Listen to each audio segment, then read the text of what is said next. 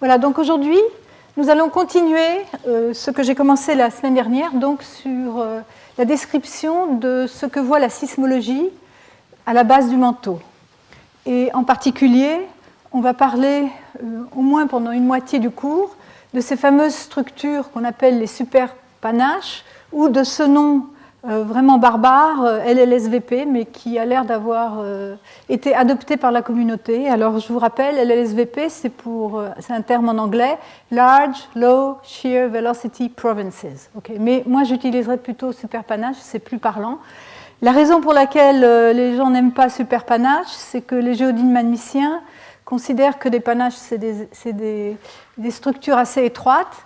Or, les superpanaches, c'est énorme à la base du manteau, donc ça ne peut pas être la même dynamique que celle qu'on voit dans les modèles de convection, où on voit ces panaches fins monter de la couche limite du bas quand on chauffe un liquide par le bas. Donc là, je vous rappelle simplement, on avait vu comment la structure varie avec la profondeur. Donc, ce sont des coupes donc issues de la tomographie globale en vitesse des ondes S, donc les ondes de cisaillement, à différentes profondeurs. On voit en haut de la Terre, donc ici à 100 km de profondeur, une très bonne correspondance avec ce à quoi on s'attend depuis la tectonique des plaques, avec les vitesses lentes le long des rides, et aussi en arrière des zones de subduction, là où il y a de l'extension et du volcanisme, et d'autre part, des vitesses lentes qu'on peut interpréter au premier ordre en termes de température chaude, plus chaude que la moyenne, et dans les régions des continents très stables, continents anciens, qu'on appelle les régions les plus anciennes, qu'on appelle les cratons, on voit des vitesses rapides qui sont liées donc au premier ordre à des températures plus froides, mais aussi sans doute à une composition différente. Quand on s'enfonce dans le manteau, on perd peu à peu cette relation avec la tectonique. Déjà à 300 km de profondeur, les régions océaniques sont encore lentes, mais on a perdu les rides et on a aussi perdu la relation avec les vieilles provinces cratoniques des continents. Quand on arrive ici dans la zone de transition, à 600 km, on voit apparaître des zones liées qu'on reconnaît être associées avec la subduction, donc des zones plus rapides, des plaques froides qui plongent, aussi bien dans l'ouest Pacifique qu'en Amérique du Sud. Et ensuite, à plus grande profondeur, on voit encore cette relation, mais seulement dans certaines régions, donc ici en Indonésie, Fidji, Tonga, et peut-être en Amérique du Sud également. Mais la structure devient plus difficile, elle a de plus courtes longueurs d'onde en moyenne, et on n'a pas jusqu'à présent on ne fait pas de connexion très précise avec des objets qu'on connaît, à part ces zones de subduction. Par contre, quand on arrive à la base du manteau, on voit à nouveau une structure de très grande longueur d'onde, avec ces deux superpanaches, donc de vitesse lente, donc a priori plus chaude que la moyenne, et avec un anneau de vitesse plus rapide tout autour. Donc j'avais déjà parlé de ça, c'est donc seulement un rappel, donc une structure très différente en haut du manteau et à sa base. Et associé avec ça, il y a aussi l'amplitude, la force, l'amplitude des anomalies de vitesse qui est ici dessinée en profil, en fonction, donc c'est une amplitude RMS, donc la moyenne statistique en pourcent, qui montre qu'on a des hétérogénéités latérales plus fortes en haut, donc dans les premiers 300-400 km du manteau, mais aussi à la base, et des hétérogénéités relativement faibles dans le milieu du manteau. Ceci est en bon accord avec ce à quoi on peut s'attendre dans une perspective de couche limite, la couche limite donc, de la lithosphère à la surface de la Terre, et puis la couche limite à la base du manteau, dont on va parler aujourd'hui en plus de détails, donc la couche limite entre le manteau de silicate et solide et le noyau liquide de fer, principalement. Il y a aussi donc dans les longueurs d'onde, si on regarde un spectre de longueur d'onde qu'on exprime en termes d'harmonique sphérique, qui est la base de décomposition des structures sur la sphère, la base préférée, Donc les faibles degrés, donc ça c'est le degré angulaire de l'harmonique sphérique, les faibles degrés correspondent à des grandes longueurs d'onde et les plus hauts degrés à des courtes longueurs d'onde. Donc on voit aussi une structure, donc ça c'est 3 différents modèles qui ont été construits par différents groupes avec des méthodes tomographiques qui se ressemblent mais qui sont quand même assez différentes avec des bases de données différentes, etc.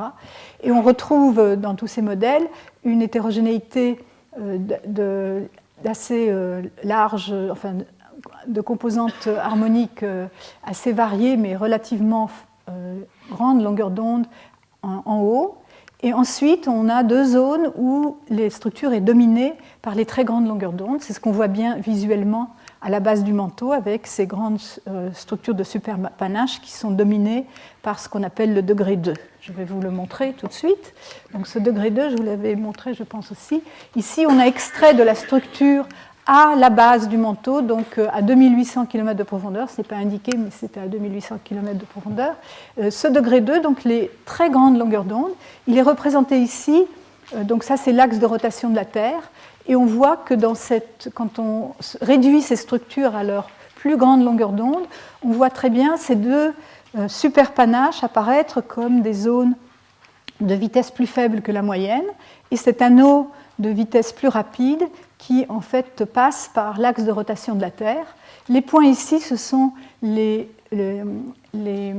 localisations du pôle de rotation de la Terre en fonction du temps, donc dans les derniers 250 millions d'années. Et encore une fois, ces 3 modèles différents qui donnent des résultats vraiment très bien contraints, sont pratiquement identiques.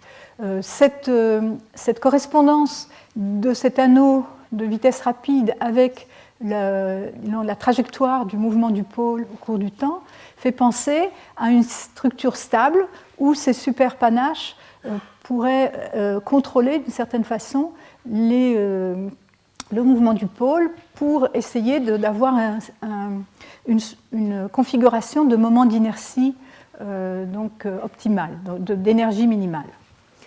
Alors ça c'est encore une autre image centrée sur le mégapanache ou superpanache du Pacifique, mais maintenant montrant un petit peu comment il est, qu'on le voit aussi, pas seulement tout à fait à la base du manteau, mais qui remonte un peu vers la surface. Et de l'autre côté, on a celui d'Afrique. Alors ici, c'est une comparaison de différents modèles, donc encore une fois, différents groupes qui ont des données un peu différentes, des méthodes d'inversion un peu différentes, un peu le cadre théorique et la paramétrisation varient. Mais vous voyez que les grandes structures à la base du manteau, donc ici à 2800 km, sont vraiment bien définies dans tous ces modèles. Les uns ont des amplitudes un peu plus grandes que d'autres. Ici, c'est donc la variation relative en vitesse, en pourcent, par rapport à la moyenne à cette profondeur. Et donc ils ont des amplitudes de plus ou moins 2 à 3% suivant les modèles. Ici, ce qu'on voit ici, ce n'est pas le résultat d'une inversion, c'est en fait des données brutes, un certain type de données d'onde de volume qui sont des temps de propagation différentiels entre l'onde S et l'onde SCS. Donc l'onde SCS, c'est celle qui se réfléchit sur la limite noyau-manteau, et l'onde S, elle passe, je la montrerai plus tard, dans le manteau un peu au-dessus. Donc le temps différentiel entre ces 2 ondes exprime la structure, les variations de structure tout à fait à la base du manteau. Et donc ici, ils ont été représentés en chaque point qui est le point milieu, donc le point de réflexion de l'onde SCS. Donc c'est une projection directe des données qui montre bien la même structure. Donc on est vraiment assuré que cette structure existe bien à la base du manteau. Les méthodes d'inversion incluent d'autres types de données et permettent d'avoir une meilleure résolution en profondeur de ces structures. Alors donc la comparaison des modèles nous donne une assez bonne cohérence avec des variations dans les détails, mais ceci peut être représenté de manière un peu synthétique par une carte comme celle-ci que nous avons faite récemment, où ce qui est représenté ici, c'est qu'on a pris les 5 modèles différents, et en chaque point du globe, on a regardé si le modèle a une vitesse plus lente ou plus rapide que la moyenne. Si elle est plus lente que la moyenne, on ajoute un point. Si elle est plus rapide, on n'ajoute rien. Donc si les 5 modèles sont d'accord pour des vitesses faibles, on aura une couleur forte rouge. Ici, on aura donc incrémenté de 5. Par contre, s'ils sont tous d'accord pour une structure plus rapide que la moyenne, des vitesses plus rapides que la moyenne, donc on aura du bleu profond. Et vous voyez, ce qui est remarquable, c'est que ces modèles, malgré leurs petites différences et donc certainement des variations latérales de plus faible longueur d'onde, sont en très bon accord pour délimiter donc 2 types de structures à la base de Mando. Un type de structure qui est celle des superpanaches, donc plus lent que la moyenne, et le reste. Et ces zones sont tout à fait contiguës. Dans le Pacifique, il y a des modèles qui ne sont pas tout à fait en accord avec les autres. Donc ici, vous avez du jaune parce que certains modèles pensent que ces régions sont connectées, certains autres non. Mais de manière générale, ils montrent la même distribution géographique et même dans les détails des contours de ces superpanaches qui, dans leur degré 2, sont bien sûr lisses puisque c'est la plus grande longueur d'onde qu'on représente, mais dans plus de détails, ils ont des formes assez complexes, ces bords. Quand on regarde maintenant la moyenne des vitesses dans chacune de ces deux régions, en fonction du modèle, on représente ici, donc pour chacun des modèles, ici il n'y en a que 4, la région de vitesse rapide, ici à droite, donc plus rapide que la moyenne, qui augmente un tout petit peu en fonction de la profondeur, et pour la région lente, ici de l'autre côté. Et vous voyez, ce qui est frappant tout de suite, c'est qu'on a quand même aussi une différence notable entre le comportement des vitesses, du gradient des vitesses, donc des vitesses en fonction de la profondeur, dans les régions rapides et dans les régions lentes. En fait, j'en reparlerai tout à l'heure, mais dans les régions rapides, on est plus proche du modèle de référence PREM, ici qui est le 0, et pratiquement le gradient ne s'en écarte, donc les variations avec la profondeur de ces vitesses ne s'écartent du modèle de référence que de très peu. Par contre, dans les régions lentes, on a un gradient beaucoup plus fort. Alors, je parlerai plus tard des inconvénients de la tomographie qui a tendance à abaisser les amplitudes des variations latérales. Ce phénomène qu'on voit déjà bien avec la tomographie doit être en réalité encore plus fort et indique donc une nature assez différente donne l'impression, disons, suggère une nature différente des régions d'anomalies lentes et des régions d'anomalies rapides.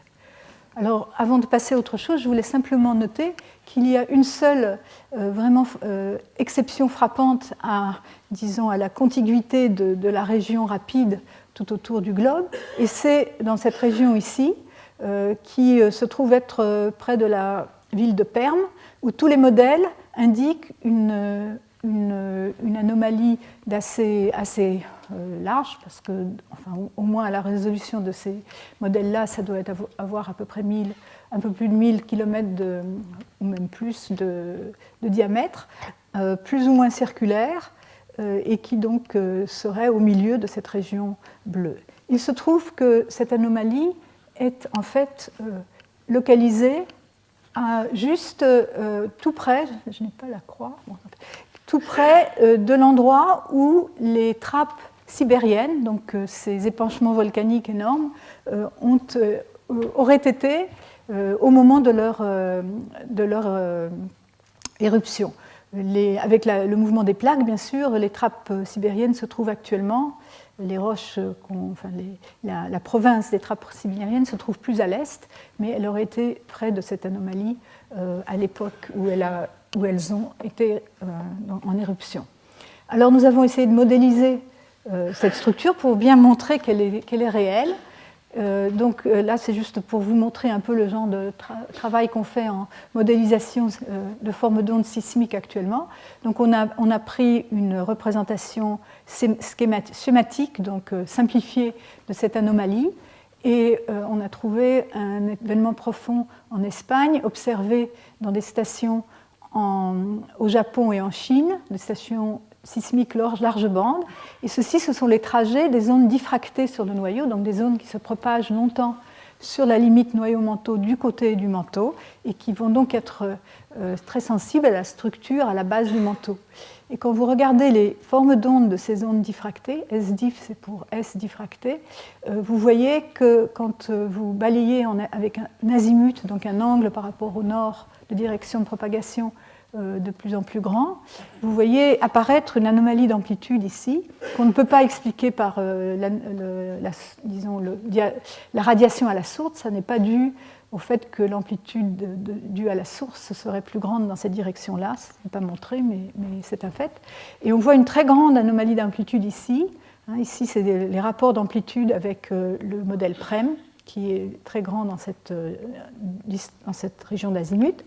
Et de même, il y a aussi une anomalie de temps de parcours qui devient plus lent ici. Donc c'est la différence des temps de parcours des ondes diffractées par rapport au modèle PREM, qui devient beaucoup plus positive, donc beaucoup plus lente.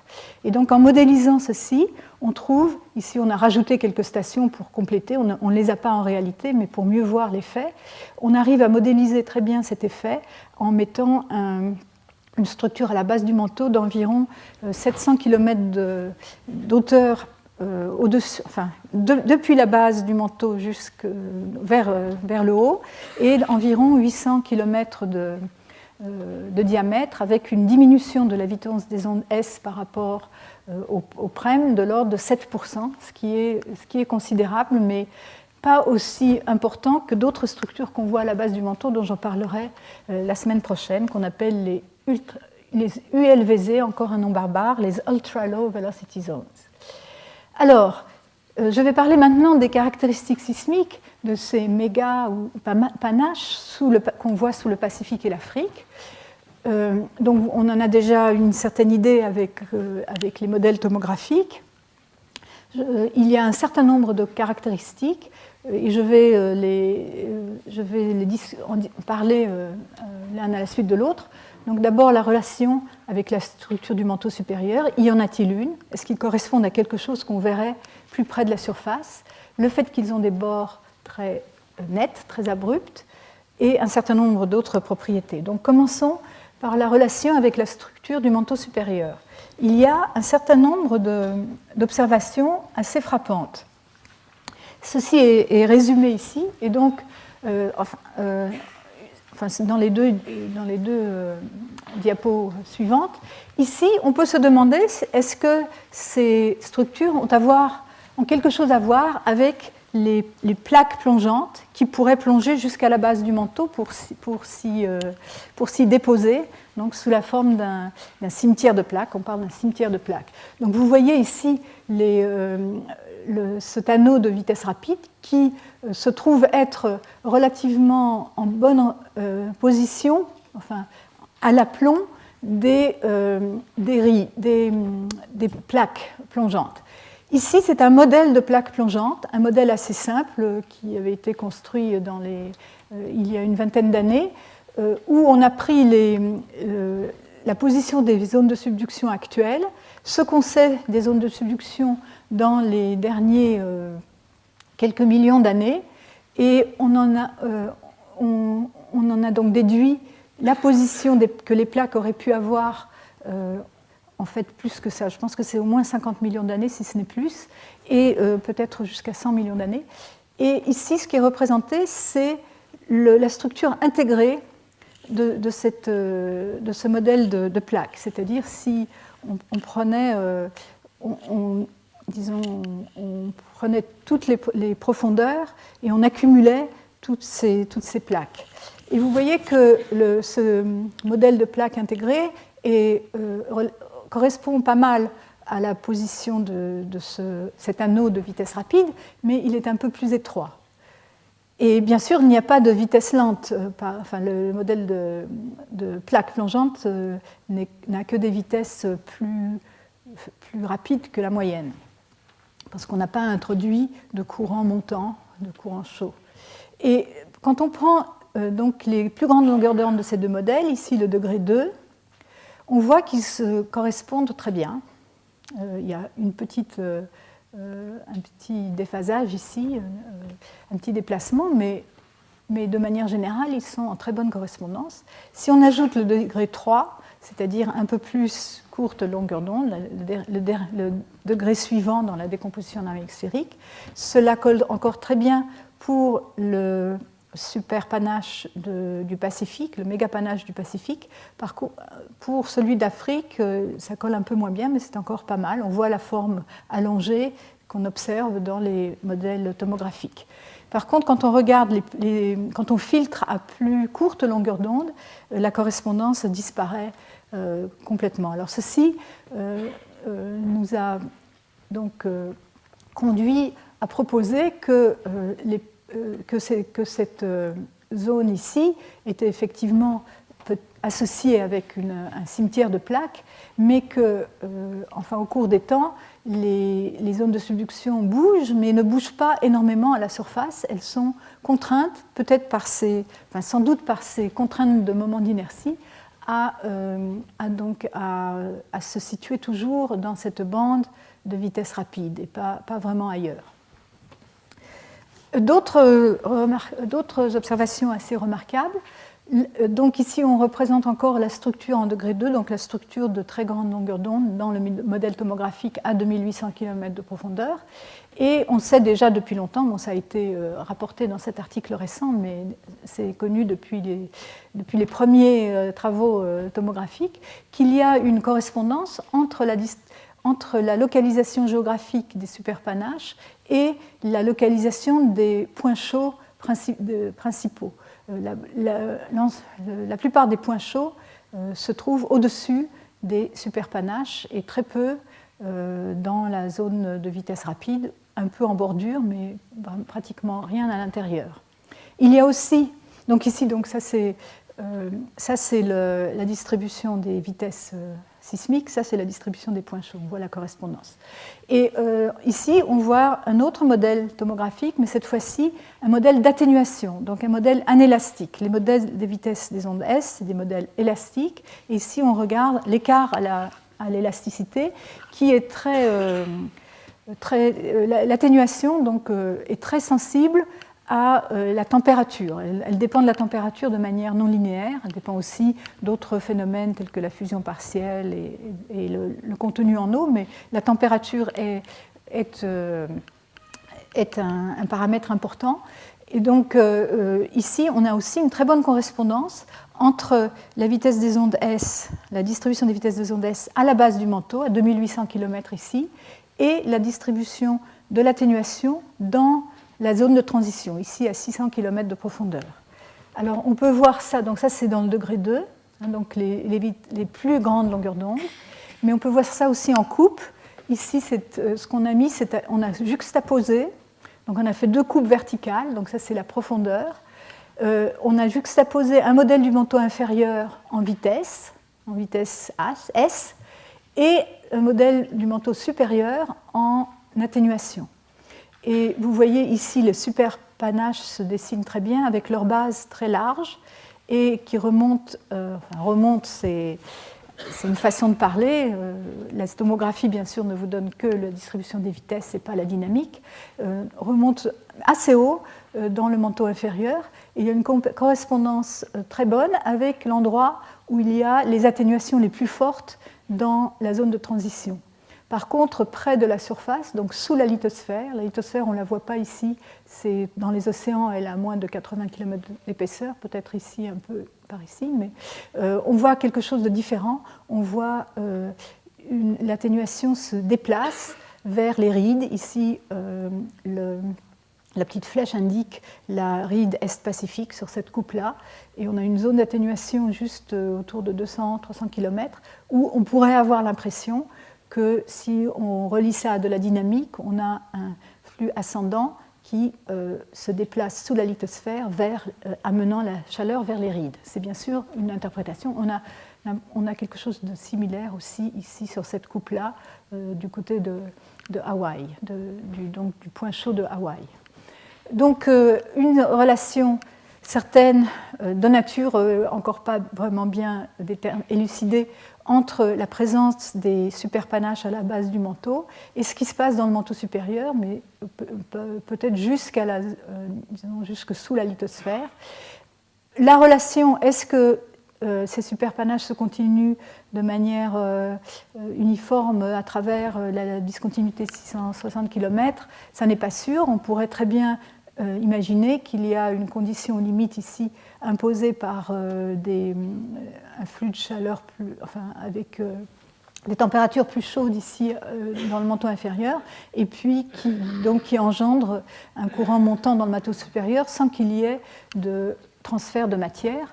Mais il doit bien y avoir au moins un peu de transfert de matière pour, disons, contrebalancer la matière qui plonge dans le manteau inférieur dans les régions de subduction.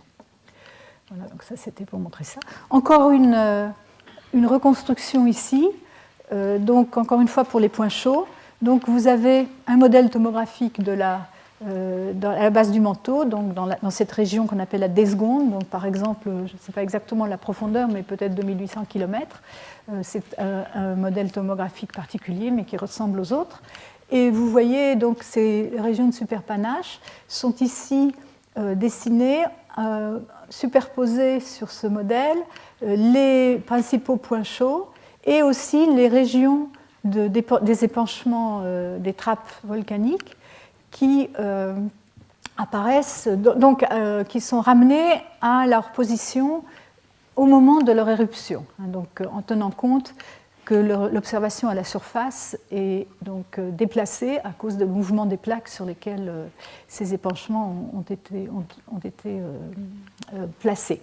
Et donc ces auteurs ici proposent que la plupart des traps et des hotspots en fait correspondent aux bordures ont lieu aux bordures de ces superpanaches. Donc une observation de surface, ou deux observations de surface, les points chauds principaux et donc les petites croix et les zones de trappes d'épanchement volcanique importants qui sont les traps. Alors, donc ça c'est la relation avec la structure du manteau supérieur, les bords abrupts. Alors ça c'est une observation remarquable qui a été faite à partir des années 2000, où j'en donne un exemple ici. Donc ce sont des ondes S qui deviennent ondes S diffractées. On regarde en fonction de la distance ici, 93 degrés, donc distance d'arc. Ici, vous avez une coupe verticale d'un modèle tomographique et les trajets des raies considérés. Et donc, c'est pour un événement ici. Alors, vous avez ici l'Amérique du Sud, l'Afrique, donc ici le superpanache africain. Et cette série d'enregistrements correspond à un événement ici sur la ride Est-Pacifique, observé en Afrique du Sud. Il y a un réseau temporaire qui était installé à l'époque en Afrique du Sud, un réseau large bande sismique. Et ce que vous voyez, c'est qu'en fonction de la distance, vous avez cette onde S diffractée qui, de manière brutale, enfin, sur un intervalle de distance très court, environ 2 degrés, qui correspondent à environ 100 km de distance à la limite noyau-manteau, changent de manière très abrupte, donc deviennent beaucoup plus ralentis. Donc ceci correspond au passage où les ondes commencent à échantillonner le superpanache africain. Et donc on interprète ceci pour indiquer que les bords de ce panache, de ce superpanache, sont abrupts, que la structure change sur une distance très faible, une distance qui est probablement difficile à expliquer par une structure thermique, purement thermique, parce que la chaleur diffuse, et donc ces structures qui sont là sans doute depuis pas mal de temps, on ne sait pas exactement combien, j'y reviendrai, ont largement eu le temps de diffuser la chaleur, donc ça suggère qu'il y a peut-être une variation de composition. On pourrait aussi avoir une variation très rapide de viscosité si la viscosité a une dépendance de la température très forte. On ne peut pas, avec cette observation-là, on ne peut pas complètement, exclure cette possibilité. Donc, ces auteurs avaient donc fait une représentation donc imaginaire de la structure possible de ces superpanaches avec ces bords abrupts. Ce qui se passe en haut n'est pas clair. on n'a pas une très bonne... Est-ce qu'ils ont une limite très marquée en hauteur aussi ou pas, n'est pas vraiment encore très bien définie. On sait qu'ils continuent, la tomographie indique qu'ils ont une continuation vers la hauteur, mais exactement, est-ce qu'il y a des régions où on a aussi des bords abrupts donc, en montant, ce n'est pas encore très clair. Ici, une autre observation, c'est faite dans mon groupe à moi, où on a regardé, encore une fois, l'Afrique, ici, mais de l'autre côté. Avant, on était de ce côté-là. Ici, c'est un autre bord du superpanache africain, avec des événements dans les régions Fidji-Tonga, des ondes diffractées qui vont aussi en Afrique, qui vont aussi dans ce même réseau africain, et qui échantillonnent le bord ici, qu'on voit mal en dessous, c'est le modèle tomographique et les rouges et bleus ici en dessous, le bord du superpanache africain. Donc on passe avec des azimuts, ici maintenant on ne regarde pas en fonction de la distance, mais en fonction de l'azimut, donc en fonction de l'angle du trajet par rapport au nord, et à azimut de plus en plus grand, donc on va pénétrer de plus en plus dans le superpanache. Et on voit effectivement, bon, c'est peut-être pas très clair, mais on voit ici l'onde S diffractée marquée par la ligne bleue et un décalage ici autour de 212 degrés d'azimut vers des arrivées beaucoup plus lentes. En plus de ces... Donc ça, c'est les enregistrements de cet événement dans ce réseau, en fonction de l'azimut, avec différents filtrages. Quand vous filtrez à plus longue période, vous perdez le détail, mais vous voyez mieux peut-être le changement de forme d'onde en moyenne. Ce qui est aussi frappant, c'est que dans cet intervalle d'azimut où le temps de propagation devient plus lent, et ici on dit c'est de l'ordre de 15 secondes, ce qui est aussi considérable, on voit apparaître une complexité dans la forme d'onde. En fait, ce qui est marqué ici en jaune et rouge, ce sont des arrivées, ce qu'on appelle des arrivées secondaires, des arrivées qui ne sont pas prédites par un modèle simple, un modèle 1D comme PREM, qui indique la présence d'hétérogénéité forte de structure. Et dans la diapo suivante, on voit qu'on peut modéliser ça en modifiant simplement le modèle tomographique. C'est-à-dire ici, c'est un des modèles tomographiques qui, avec maintenant vu un peu une autre projection, un peu difficile à voir. En tout cas, ça c'est le même séisme, et ça c'est les stations en Afrique du Sud, et pour voir les trajets. Et on voit que lorsque on calcule un sismogramme synthétique dans ce modèle tomographique simple, on ne voit pas grand-chose. C'est ce qui est montré ici, donc aussi en fonction de l'azimut. Dans cette direction-là, on rentre dans le superpanache et on ne voit pas grand-chose. Par contre, si on renforce les amplitudes des hétérogénéités latérales, donc on sature le modèle, tout en gardant ces bords les mêmes que ceux indiqués par la tomographie, on voit apparaître donc très profond dans le manteau, on voit apparaître des ondes secondaires, cette onde verte par exemple, qui s'est propagée d'abord dans la région rapide pour être réfractée et arriver à la station en même temps, à un temps un peu différent de cette autre onde qui arrive, ou presque en même temps, que cette autre onde qui a passé plus de temps dans la partie lente, mais un trajet différent. Et donc, si on modélise les ondes dans un modèle comme ça, on voit apparaître, au moins qualitativement, ces arrivées secondaires pour expliquer la complexité des formes d'ondes. Donc, ceci nous indique que la tomographie, telle qu'on la pratique à l'heure actuelle, nous donne de bonnes contraintes sur la forme des anomalies, la forme des bordures des superpanaches. Par contre, elle sous-estime les amplitudes des variations latérales, ce qu'on peut comprendre parce que donc, la tomographie inclut une inversion. Et donc, c'est un problème inverse qui n'est pas très bien conditionné. Donc, on est obligé d'appliquer ce qu'on appelle du damping, qui a tendance à dégrader notre précision sur les amplitudes des variations latérales. Encore un autre exemple tout récent. Alors ceci, c'est sur le bord nord de la superpanache pacifique, ici, où simplement aussi on a donc un séisme d'un côté, des stations ici en Amérique du Nord, c'est un réseau qui s'appelle USARray qui a été déployé depuis 5 ans et qui donne des données très denses. Enfin, c'est des stations toutes les 70 km, ce qui est sur toute la largeur des USA. Et donc qui permet donc d'employer des méthodes beaucoup plus performantes pour étudier les formes d'ondes. Et ici, on a tout simplement classé les formes d'ondes par une analyse de cluster, donc en famille.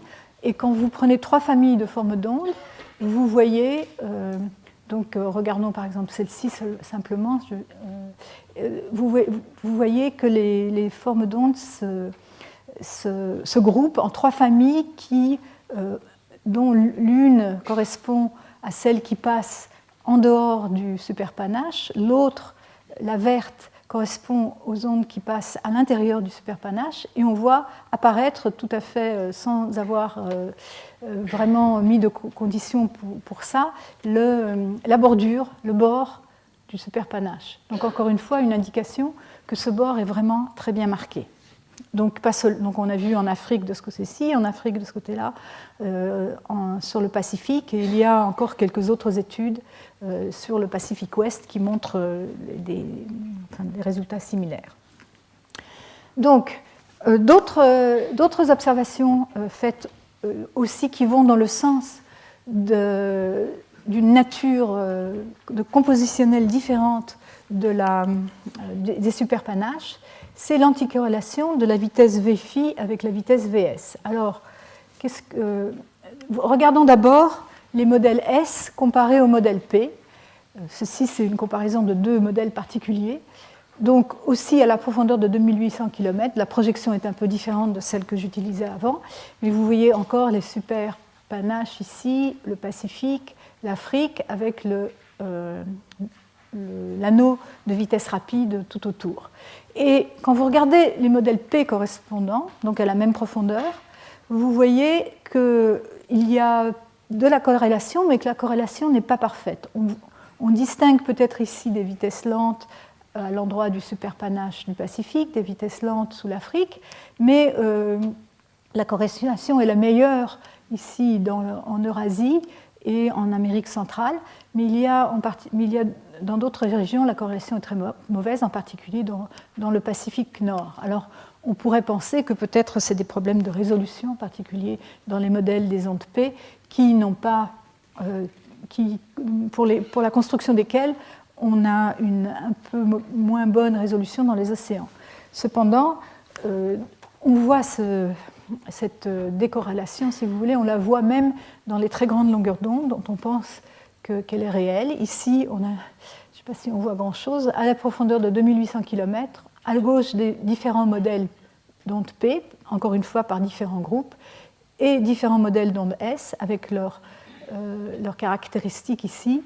Dans les modèles d'ondes P, un peu plus de variabilité, mais on retrouve quand même ces caractéristiques dans pratiquement tous les modèles, avec cette espèce de barre rapide ici dans le Nord-Pacifique et des vitesses plus lentes que la moyenne au-dessus des aléoutiennes, ici dans le Nord-Pacifique, qui n'est pas du tout la même dans les modèles S. Alors, ceci, donc, une corrélation pas parfaite entre les modèles S et les modèles P. Donc, jusqu'à présent, ce n'est pas bon, ça ne nous dit pas grand-chose. Ça pourrait on pourrait l'obtenir même avec simplement des variations de température. Mais ce qui est plus frappant, c'est l'anticorrélation donc, entre le modèle Vs et le modèle Vφ. Alors, Φ ici, c'est une vitesse qu'on ne peut pas obtenir directement par la sismologie, puisqu'on observe les ondes S avec leur vitesse Vs qui dépend du module de cisaillement et de la densité, et les vitesses P qui, elles, dépendent du module de cisaillement et du module de compressibilité, les deux. Cette vitesse Vφ, qui est une vitesse qui nous permet de raccorder les observations sismiques avec les expériences minéralogiques plus directement, ne dépend plus que du modèle d'incompressibilité, K, et donc cela a un intérêt du point de vue de la comparaison avec la minéralogie. Et vous voyez que quand ce modèle qui a été construit de cette façon, on voit une anticorrélation très frappante entre, à ces grandes longueurs d'onde de ces modèles, entre la distribution des vitesses Vs et Vφ, où on a des vitesses plus rapides que la moyenne dans le Pacifique et sous l'Afrique, comparées aux vitesses Vs. Donc la définition de Vφ, donc, connaissant la définition de Vs et de Vp, on en déduit la relation entre la vitesse Vφ et les vitesses Vp et Vs. Ça implique une certaine manipulation des données ou des modèles sismiques et donc une certaine incertitude plus grande, mais la carte est quand même assez frappante. Alors d'autres auteurs ont pu confirmer ceci. Si vous avez les modèles, donc un autre modèle avec Vs ici, donc les cartes à différentes profondeurs, de 140 km à 2800, ici le Vφ, ils appellent ça Vc, et ici le modèle Vp. Et vous voyez de nouveau, si on se concentre ici à la base du manteau, cette anticorrélation, une corrélation pas parfaite entre Vp et Vs, et une anticorrélation très nette entre Vφ et Vs, alors que les corrélations dans le manteau supérieur sont plus... on a plus de corrélations entre tous ces trois paramètres dans le manteau supérieur. Alors récemment, on s'est posé la question, est-ce que cette anticorrélation de Vφ avec Vp est peut-être due, de Vφ et de Vs, peut être due à un problème dans l'inversion des modèles. Et ici, alors, ces auteurs, dans un papier récent, ont d'abord construit leur modèle P et S à partir de données de temps de parcours d'onde P et d'onde S, et ils en ont retiré d'abord le coefficient de corrélation entre P et S, donc ici en fonction de la profondeur. Vous voyez, les vitesses Vp et Vs sont corrélées, mais pas parfaitement. Parfaitement, ce serait un coefficient de corrélation de 1. Par contre, le coefficient de corrélation entre Vφ et Vs, lui, est proche de 0 dans le manteau supérieur et moyen, et quand on se rapproche de la base du manteau, il devient fortement négatif. Il y a un autre paramètre qu'on peut extraire des cartes de vitesse P et S, c'est ce qu'on appelle le rapport S, c'est le rapport des variations latérales des vitesses S sur les variations latérales des vitesses P. Et ce rapport est important pour l'interprétation parce qu'on voit que dans la Terre, et ça ce n'est pas le seul modèle qui le voit, ils ont simplement confirmé une observation connue depuis longtemps, que ce rapport est de l'ordre de 1,5, 1,6, 1,7 dans l'essentiel du manteau, des profondeurs du manteau, mais quand on arrive à la base du manteau, il devient très fort, il devient plus grand que 2,5. Or, quand on regarde à quoi correspond ce rapport en fonction des paramètres élastiques, donc de cisaillement, de compressibilité, de densité, et qu'on compare ça à des modèles minéralogiques, on s'aperçoit qu'on ne peut pas expliquer un rapport aussi élevé, un rapport R aussi élevé, plus élevé que 2,5, par simplement des variations latérales de température. Il est important, donc on est pratiquement obligé d'inclure des variations latérales minéralogiques. Alors dans ces calculs, la seule chose qui n'est pas incluse, c'est la possibilité de transition de phase pérovskite-post-pérovskite qui pourrait se placer quelque part ici dans le manteau profond. Je vais en parler un peu plus tout à l'heure. Donc il pourrait changer un peu les choses, mais enfin, si on garde ça à l'esprit, ceci est quand même assez frappant. Alors ce qu'ils ont fait, c'est qu'ils ont essayé de voir si ceci pouvait être donc artificiel, causé artificiellement par toutes les incertitudes dans l'inversion des données. Et donc ce qu'ils ont fait, c'est qu'ils ont pris un modèle géodynamique à 3 dimensions qui avec seulement des variations de température, sans variation de minéralogie. Ils en ont déduit les paramètres élastiques, donc dans le modèle de manteau, et à partir de ces paramètres élastiques, ils en ont donc construit un modèle sismologique et estimé les temps de propagation des ondes P et des ondes S dans ce modèle synthétique, où la seule variabilité est donc en fonction de la température. Alors quand ils ont fait ça, et ils ont réinversé pour voir dans les mêmes conditions, avec le même trajet, la même géométrie des données, mais avec ces données synthétiques, est-ce qu'ils peuvent obtenir par inversion ces caractéristiques qu'on voit dans les inversions réelles.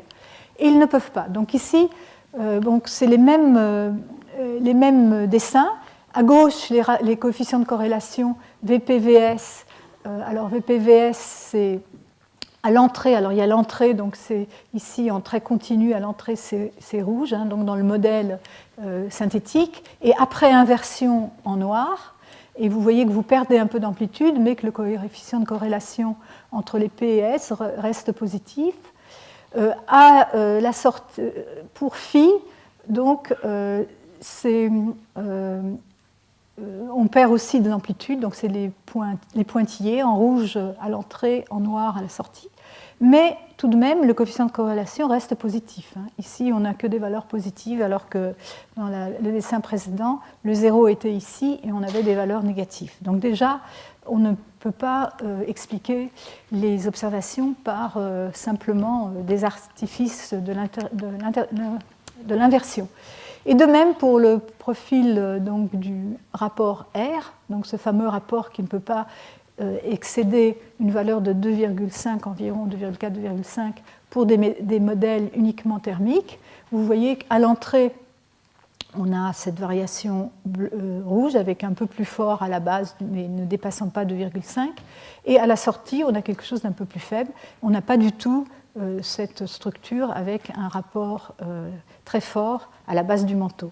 Donc encore une indication que traite probablement la structure à la base du manteau, donc, qui est vue par ces superpanaches, implique des variations de composition, de nature composition. Ensuite, donc, il y a encore une autre observation globale qui est, celle-ci, vous noterez, j'ai mis possible, parce qu'autant les précédentes sont assez bien contraintes, et il n'y a pas trop de discussion sur la question dans la communauté. L'anticorrélation de la densité et de la vitesse des ondes, elle, est possible, mais elle a été proposée en 1999 dans un modèle construit à partir des données de modes propres, donc des fréquences des modes propres qui sont sensibles à la fois à VS, VP ou VFI et la densité. Et donc, ils ont construit un modèle de très grande longueur d'onde. Ici c'est ce modèle-là, et là, on en a extrait le degré 2 seulement. Et vous voyez qu'à la base du manteau, ici à la profondeur de 2800 km, ils voient bien l'anticorrélation entre VS et VFI, qui est donc bien documentée par ailleurs aussi, donc ils confirment. Mais ils ont aussi des densités plus fortes que la moyenne dans les régions des superpanaches, et au contraire des densités plus faibles que la moyenne dans les régions donc en dehors des superpanaches. Alors ceci, ça a fait grande sensation au moment où la publication de cet article, parce qu'effectivement, les géodynamiciens aimeraient bien trouver un moyen de stabiliser les superpanaches, et le moyen de le faire, ce serait qu'il soit plus dense que la moyenne. Mais il se trouve que jusqu'à aujourd'hui, ce résultat-là est encore très controversé, parce que la sensibilité des modes propres à la densité est très faible. Et en particulier, ça c'est un travail que moi j'avais fait à l'époque, où, disons, j'avais exploré une grande quantité de modèles qui pouvaient expliquer les données des modes propres, donc ici montrant seulement le degré 2, et donc ici des familles de modèles qui qui expliquent bien les données et des familles de modèles qui n'expliquent pas bien les données. Je n'entre pas dans les détails, mais ce que vous voyez ici, c'est qu'on voit bien dans ces inversions-là que la variation avec la profondeur de ce paramètre R, donc le rapport de la force des hétérogénéités en S à la force des hétérogénéités, ou l'amplitude des hétérogénéités des ondes P, augmente dans la base du manteau avec des valeurs plus grandes que 2,5. La corrélation VS-VP est de l'ordre un peu plus de 0,5.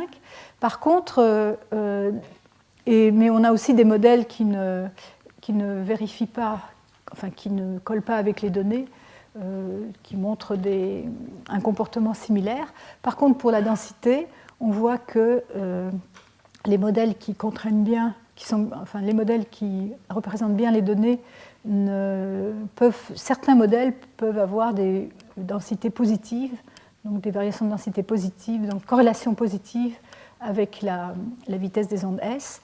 Et dans les modèles, il y a un grand nombre de modèles, aussi bien avec corrélation positive et corrélation négative, qui ne conviennent pas. Donc un problème encore ouvert qui mériterait d'être réexaminé. On a maintenant, plus de 10 ans plus tard, on a des données de mode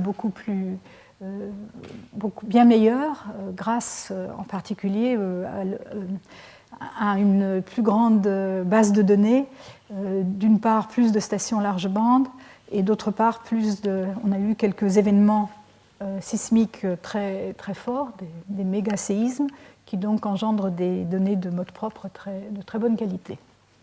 Donc, on se pose donc, à partir de ces données que j'appellerais globales, on se pose donc la question de l'origine de ces superpanaches ou LLSVP, méga panache, superpanache, j'utilise les mots, je change de notation un peu trop souvent peut-être. Donc une indication qu'il y a de l'hétérogénéité de composition, très probablement. Donc on pourrait se demander, est-ce qu'il s'agit d'un matériau primordial, c'est-à-dire un de ces réservoirs qu'aimeraient bien les géochimistes et qui pourrait être contenu dans ces mégapanaches, ou bien est-ce que ce serait essentiellement d'une hétérogénéité qui serait introduite par les plaques qui seraient tombées au cours du temps au fond du manteau. Donc, alors ça conduit à certains dessins comme ceci. Voilà, je vais faire une petite pause et donc vous pouvez regarder ça. Le dessin de gauche a été proposé par Courtillot au moment d'un travail qu'il a fait sur la classification des points chauds. D'après lui, il y aurait différents types de points chauds, certains qui viendraient de la base de la CMB, d'autres qui seraient engendrés au-dessus des super panaches, et encore d'autres qui pourraient provenir de régions beaucoup moins profondes. Ceci, on a proposé un dessin moins beau, mais un petit peu différent, où on a voulu mettre en évidence la possibilité de cette région assez limitée dans l'espace où peuvent tomber les plaques lithosphériques qui pourraient être contrôlées par la stabilité des super panaches. Donc voilà, ici vous voyez, donc encore une fois je rappelle la coupe d'un super panache ici sous le Pacifique, avec sa forme plus étroite quand on monte dans le manteau inférieur, et peut-être ici éventuellement qui pourraient monter sous la forme d'un courant diffus et peut-être faire naître des petits panaches, à la limite 660 km. Mais ça, je vous laisse ça à votre imagination.